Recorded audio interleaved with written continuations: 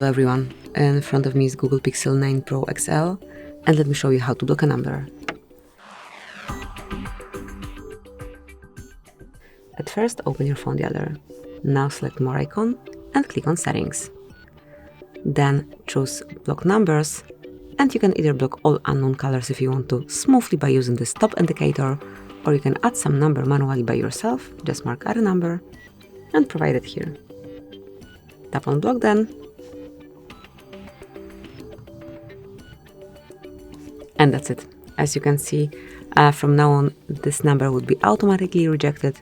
And whenever you want to unblock some color, unblock some number, just mark cross icon here and unblock. So that is all. Thank you for watching. Please subscribe our channel and leave the thumbs up.